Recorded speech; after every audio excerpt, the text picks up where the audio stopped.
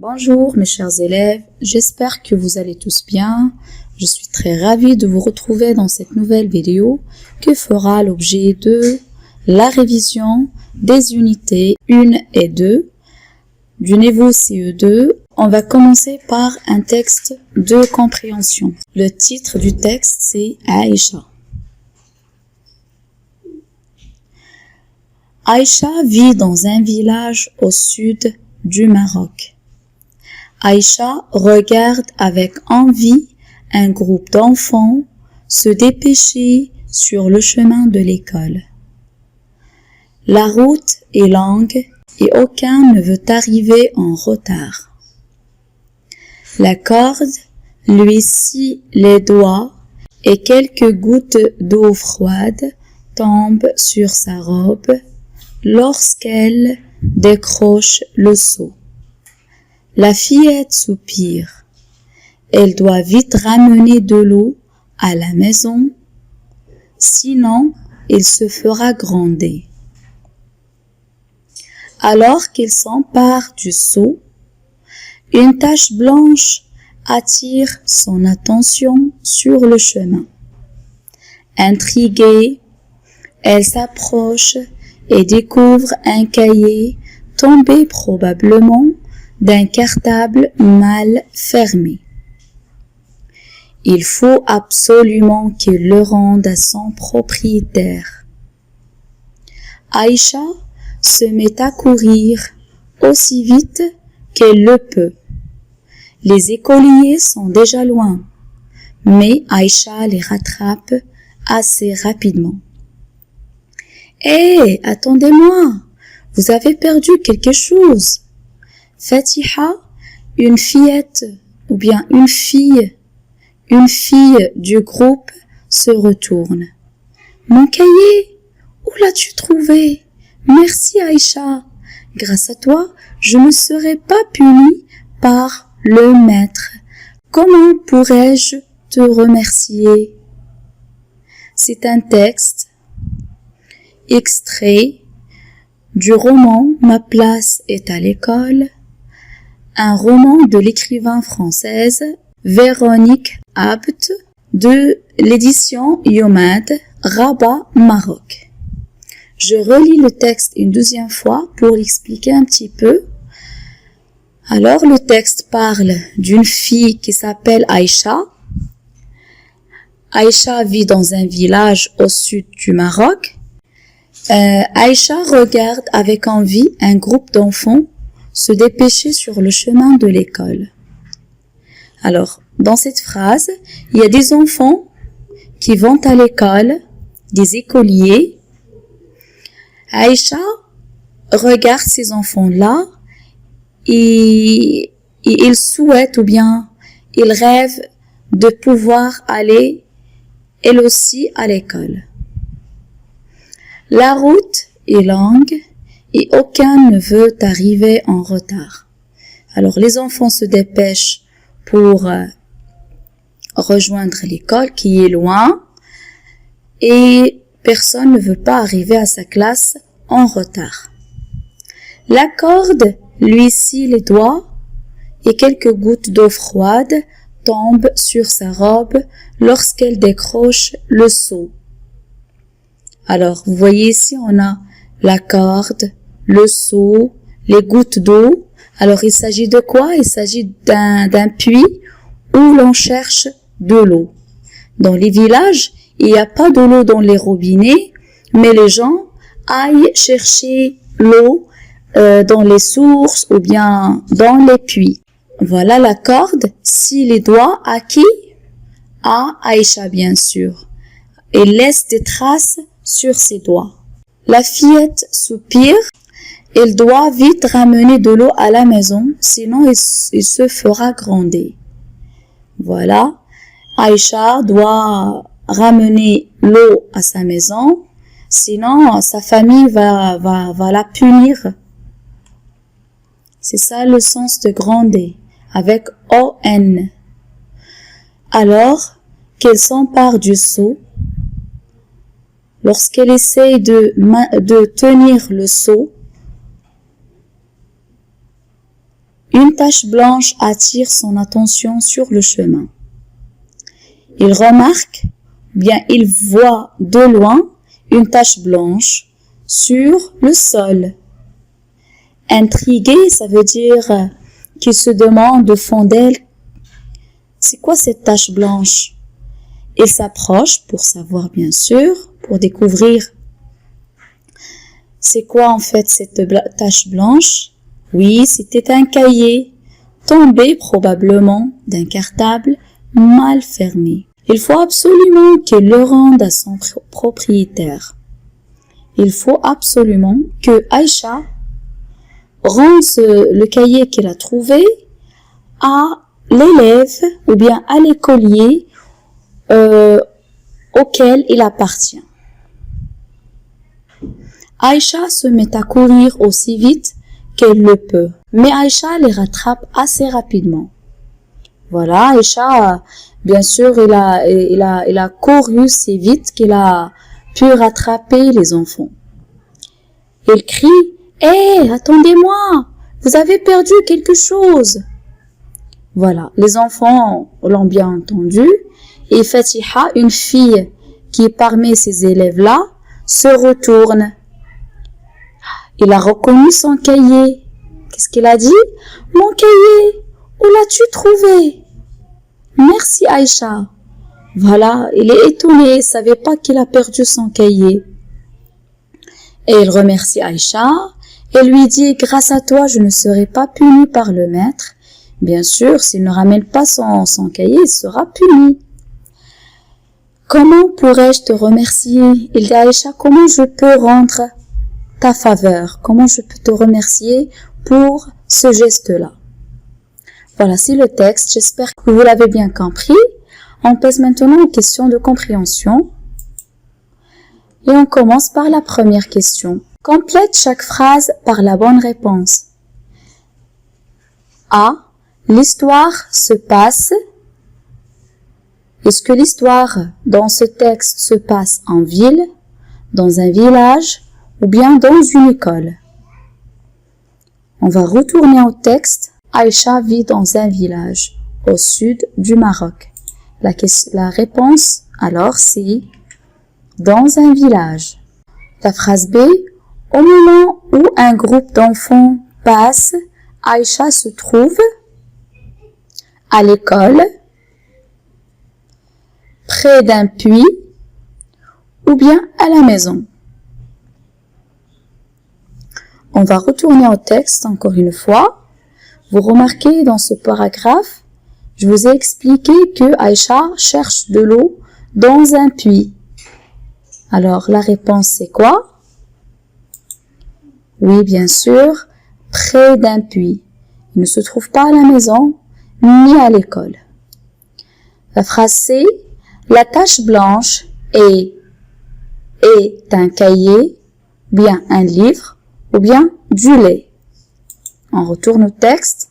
On a dit une tache blanche attire son attention sur le chemin. Voilà, lorsqu'il s'approche, il découvre quoi? Qu'il s'agit d'un cahier. D'un cahier. La réponse alors c'est un cahier. Pourquoi les enfants se dépêchent-ils? Là, c'est une question directe. Pourquoi les enfants se dépêchent-ils? On retourne au texte. On a ici le verbe se dépêcher. C'est dans ce paragraphe qu'on va trouver la réponse. Alors, Aïcha regarde avec envie un groupe d'enfants se dépêcher sur le chemin de l'école. La route est longue et aucun ne veut arriver en retard. Les enfants ne veulent pas arriver en retard et c'est pour cela ils se dépêchent sur le chemin de l'école.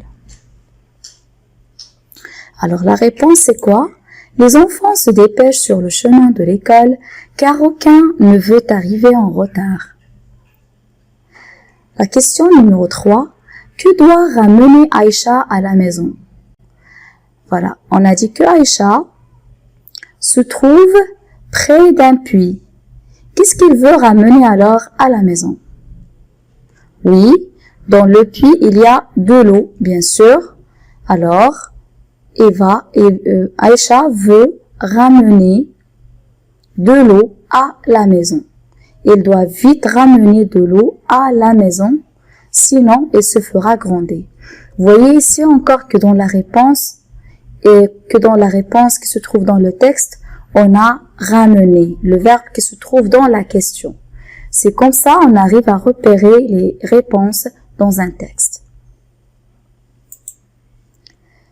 Alors la réponse c'est Aïcha doit ramener un seau d'eau à la maison. Question 4.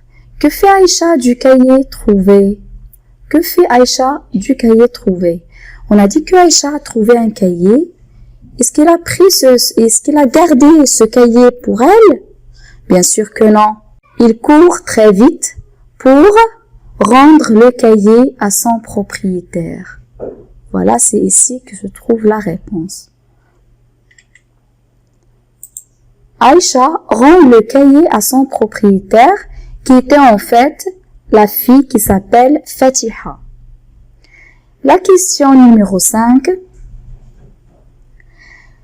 Quel sentiment éprouve Aïcha en voyant le groupe d'enfants?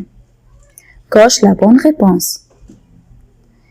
On va retourner au texte, bien sûr, et vous remarquez dans cette phrase, Aïcha regarde avec envie un groupe d'enfants se dépêcher sur le chemin de l'école. Alors Aïcha se dit, si seulement j'étais à la place de ces enfants. Il veut elle aussi aller à l'école, bien sûr. Alors le sentiment c'était de l'envie.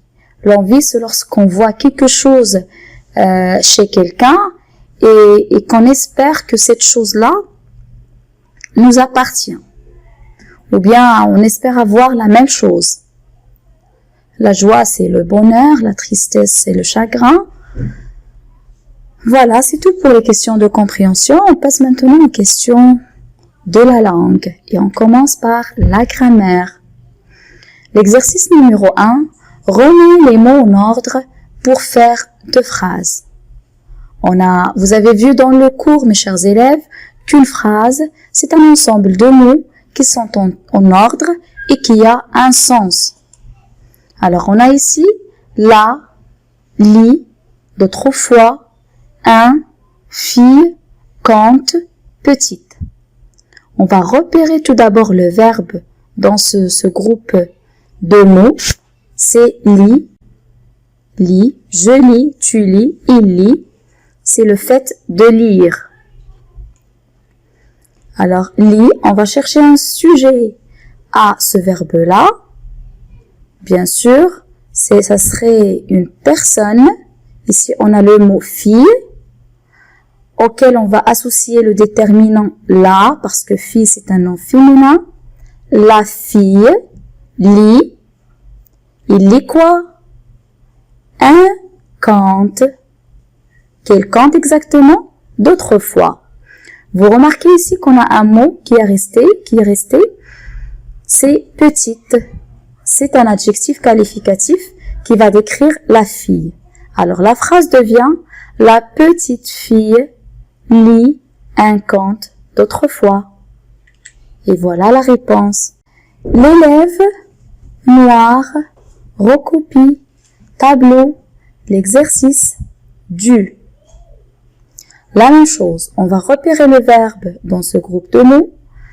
C'est recopier, c'est le verbe recopier, recopie.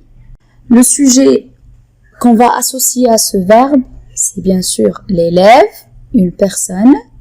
L'élève recopie. Recopie quoi? Qu'est-ce qu'on recopie d'habitude? On recopie quelque chose qui est écrit au tableau.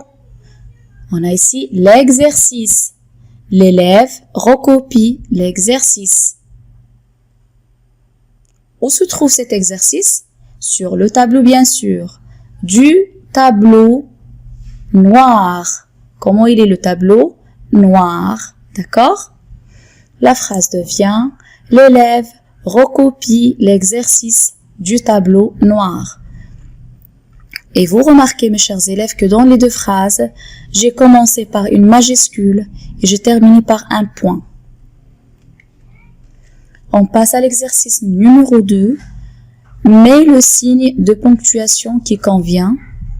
Vous avez vu dans ce cours, mes chers élèves, les signes de ponctuation, le point d'exclamation, c'est pour s'exclamer, le point d'interrogation, c'est pour poser une question. Alors, ces 3 points-là, on va les placer à la fin de chaque phrase. La première phrase, que fais-tu là? Que fais-tu là? Vous voyez, on a que, c'est un mot qu'on utilise dans les phrases interrogatives pour poser une question. Et puis, on a ici le verbe qui est placé devant le pronom personnel de conjugaison. On appelle ça une inversion du sujet pour poser la question. Alors ici, on va écrire le point d'interrogation. Deuxième phrase. L'enfant prend son cartable et se dirige vers l'école. Qu'est-ce qu'il fait l'enfant? Il prend son cartable et se dirige vers l'école. C'est une phrase qui me donne des informations et doit se terminer par un point. C'est magnifique! C'est magnifique! Voilà, c'est une phrase exclamative et va se terminer par un point d'exclamation. As-tu déjà visité ce lieu? Vous remarquez, inversion du sujet, le verbe, ici avoir, placé devant tu. C'est une phrase interrogative, c'est une question et doit se terminer par un point d'interrogation. On passe à l'exercice numéro 3. Remplace ce qui est souligné par le pronom personnel qui convient. Aïcha veut aller à l'école. Aïcha veut aller à l'école. Le sujet, bien sûr, c'est Aïcha, c'est une fille. On va la remplacer par elle. La phrase devient elle veut aller à l'école.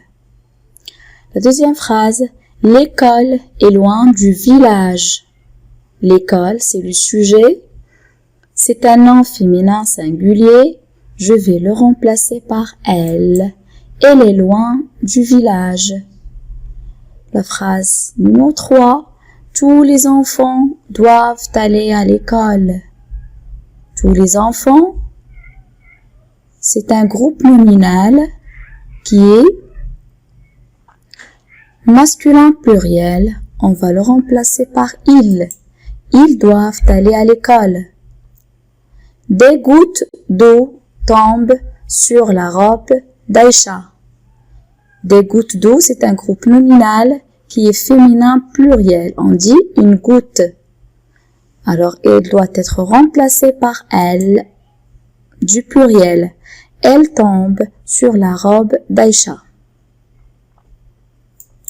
On passe à l'exercice numéro 4. Écris une phrase qui se termine par un point d'exclamation. Écris une phrase qui se termine par un point d'exclamation. Par exemple, qu'il est mignon ce bébé! Qu'il est mignon ce bébé! Vous pouvez proposer n'importe quelle phrase. L'essentiel, c'est qu'il exprime vraiment une exclamation. Et faites attention à mettre un point d'exclamation à la fin et à commencer, bien sûr, la phrase par une majuscule. Question numéro 5. Souligne un groupe nominal au singulier. On a la phrase suivante.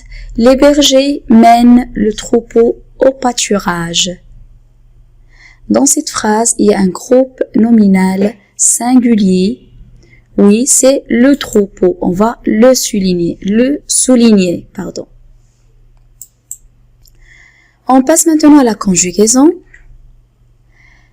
Exercice numéro 1. Écris passé, présent ou futur à côté de chaque phrase. On a des phrases, on doit dire est-ce que ces phrases sont au passé, au présent ou bien au futur. Et pour faire ça, on doit voir est-ce qu'il y a un mot qui indique le temps dans ces phrases. Et on peut voir aussi le temps de conjugaison des verbes dans les phrases. La première phrase. L'année prochaine, j'apprendrai l'anglais. Ici, on a un mot qui désigne le temps, c'est l'année prochaine. Et vous avez vu que c'est un mot ou bien une expression qui indique le futur. Et aussi on a la terminaison de futur. Apprendrai, AI. Alors il s'agit d'un temps futur. La phrase B, hier, je suis allé à la ferme pédagogique. Hier, c'est un mot qui exprime le temps passé. Le verbe, il est conjugué au passé composé, c'est le verbe aller. Le temps alors, c'est le passé. La phrase C, maintenant, il pleut énormément.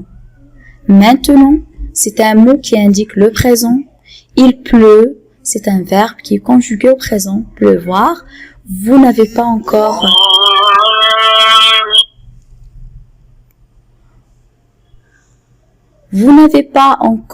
vu ce verbe-là, alors vous vous contentez du mot maintenant pour dire qu'il s'agit d'un temps présent. L'exercice numéro 2 complète chaque phrase avec l'expression de ton qui convient. Autrefois, aujourd'hui, l'année dernière. La première phrase, les écoliers écrivaient à l'aide d'une plume. Vous voyez ici, le verbe c'est écrivait, le sujet c'est les écoliers. Vous remarquez qu'on a ici des terminaisons que vous connaissez déjà, c'est A-I-E-N-T, ce sont les terminaisons de l'imparfait. Alors, on va écrire ici autrefois, d'accord? Autrefois, les écoliers écrivaient à l'aide d'une plume. Bien sûr que maintenant, on n'écrit plus à l'aide d'une plume, on utilise des stylos. Alors, c'est autrefois. La deuxième phrase, j'étais au CE1. Voilà. L'année dernière, vous étiez tous au CE1. Et la dernière phrase, Aïcha doit aller à l'école. Aïcha doit aller à l'école.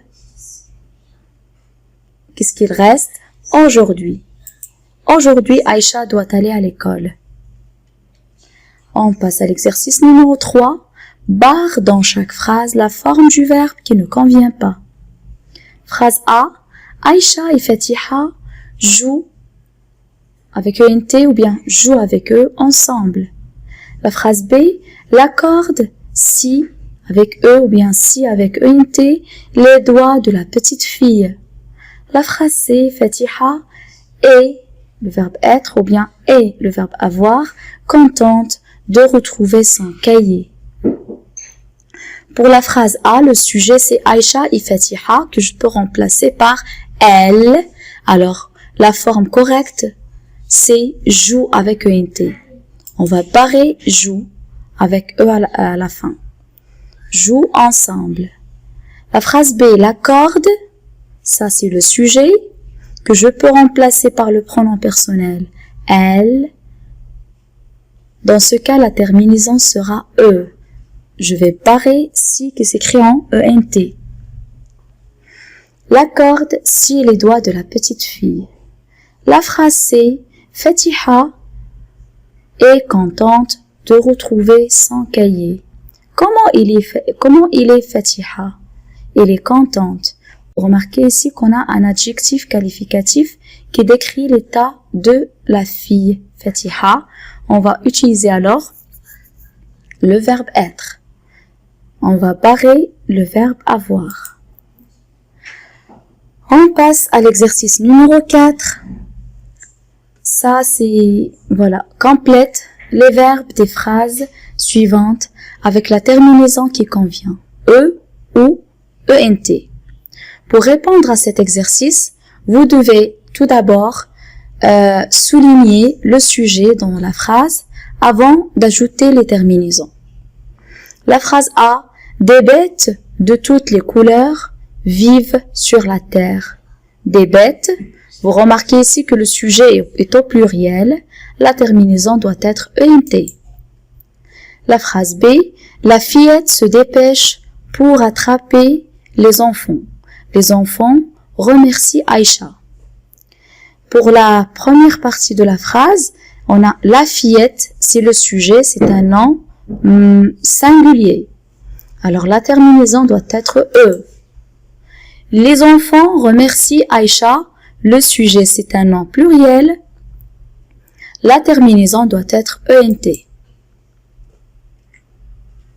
Voilà, on passe maintenant à la discipline de l'orthographe et on commence par le premier exercice. Barre les mots où tu n'entends pas le son E.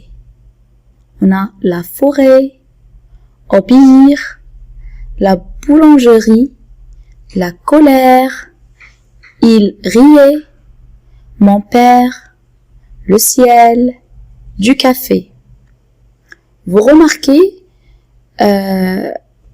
si vous écoutez bien, si vous entendez bien comment j'ai lu les mots, vous allez découvrir facilement les mots que vous allez barrer. Alors, on a le premier mot, c'est obéir. Ça s'écrit avec un accent aigu. La boulangerie, je n'entends pas le son et enfin, du café, j'entends plutôt le son et, qui est ferme. On passe à l'exercice numéro 2. Complète les mots avec et qui s'écrit en E, qui s'écrit en AI ou bien qui s'écrit en EI. La première phrase. Nous habitons sur la terre. Comment on va écrire E? Vous remarquez qu'il est suivi de 2 consonnes. Alors, je vais l'écrire en un E. Voilà, vous avez vu cette règle dans le cours. La phrase B. En hiver, il tombe souvent de la neige. Vous avez vu ce mot-là aussi dans votre manuel. Vous devez l'apprendre par cœur. Neige, ça s'écrit en EI. Mon frère est habile et ma sœur est coquette. Toujours la même chose. Vous remarquez que le son est dans ce mot-là est suivi par 2 consonnes. Alors, on va l'écrire en un E, sans accent. La dernière phrase, nous habitons dans un petit ou bien dans une petite maison. Maison, ça s'écrit en AI. On passe à l'exercice numéro 3. Complète les mots soulignés avec l'accent qui convient. Aigu, grave ou circonflexe. Bien sûr, vous connaissez l'écriture d'un accent aigu, accent grave et accent circonflexe. Retournez à votre leçon si vous avez encore des difficultés à faire la différence entre ces 3 accents. La première phrase. À l'aube, la chèvre de Monsieur Seguin est morte. La chèvre. Remarquez bien comment je prononce le mot chèvre. Chèvre. C'est un E qui est ouvert.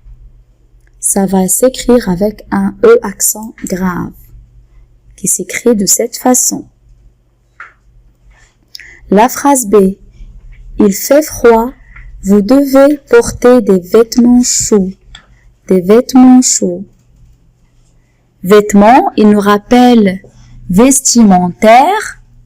Le mot vestimentaire. Alors, ça va s'écrire avec un E accent circonflexe. Bien sûr, sur le premier E. Vêtements. La phrase C. Dans les forêts d'Afrique. Dans les forêts d'Afrique vivent de nombreux éléphants. Forêt, forestier, ça s'écrit avec un E accent circonflexe. Éléphant, éléphant, vous remarquez, c'est un E ferme. Ça s'écrit avec un E accent aigu sur les deux E. Éléphant. Voilà mes chers élèves, apprenez ces mots-là par cœur. on passe à l'exercice du vocabulaire ou bien la discipline du vocabulaire. Premier exercice, barre l'intrus dans chaque liste de lettres. On a des listes de lettres. Il y a une lettre, qui n'est pas en ordre, d'accord? Qui n'est pas à sa place, on va la barrer.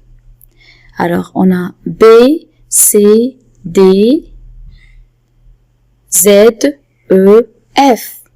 Z n'est pas entre D et E, on va le barrer. Ou bien la barrer, la lettre Z.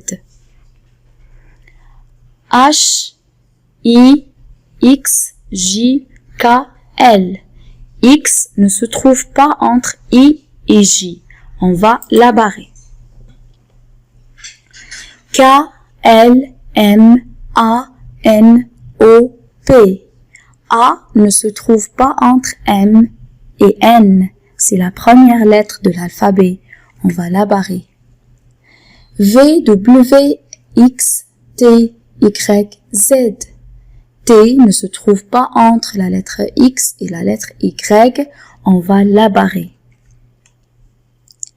On passe à l'exercice numéro 2. Range les mots de chaque liste dans l'ordre alphabétique. La première liste, école, château, immeuble, tente, abri. Vous remarquez que ces mots-là commencent par une lettre qui est différente. Ils ne commencent pas par la même lettre, alors on va essayer de placer les mots selon l'ordre de la première lettre dans l'ordre alphabétique. On va commencer par abri, puis école, château qui commence par C, puis école, immeuble, puis tente. La série c'est comme ça, abri, château, école, immeuble, tente. Si vous cherchez dans un dictionnaire, vous allez trouver ces mots-là dans cet ordre. La deuxième liste, cousin, classe, cahier, cinéma, cuillère. Vous remarquez que ces mots-là commencent par la même lettre. On va alors les classer selon la deuxième lettre. Alors dans ce cas, le mot cahier vient en premier, suivi par le mot cinéma, A, I, suivi par le mot classe, L, suivi par le mot cousin, O, suivi par le mot cuillère, U. La liste C, marcher, maman, manquer, masque. Vous remarquez, ici les mots, la première et la deuxième lettre est la même pour tous les mots. On va alors passer à la troisième lettre et essayer de mettre en ordre ces mots-là. Alors, maman, c'est la lettre M, manquer, N, marcher, R, masque, la lettre S. Voilà, j'espère que c'est clair cet exercice. On passe à l'exercice numéro 3, toujours dans la discipline du vocabulaire. Dans quelle partie du dictionnaire, où dois-je chercher chaque mot? Au début, au milieu ou à la fin? Je veux chercher le mot kangourou. Est-ce que j'ouvre le dictionnaire au début, au milieu ou bien à la fin? Kangourou commence par la lettre K qui se trouve au milieu du dictionnaire. Wagon commence par la lettre W qui se trouve à la fin du dictionnaire. On va le chercher à la fin. Zèbre aussi commence par la lettre Z qui se trouve à la fin du dictionnaire. On va le chercher à la fin. Arbre commence par la lettre A, la première lettre de l'alphabet. On va le trouver au début de dictionnaire. Et enfin, le mot bazar qui commence par la lettre B, la deuxième lettre de l'alphabet, il doit se trouver au début de dictionnaire. Voilà mes chers élèves, c'est la fin de cette vidéo. J'espère que vous faites l'effort vous-même de répondre à ces questions, à ces exercices, avant de voir la correction. Comme ça, vous allez être sûr d'avoir fait la révision comme il faut. Merci de votre attention. Je vous souhaite la bonne chance.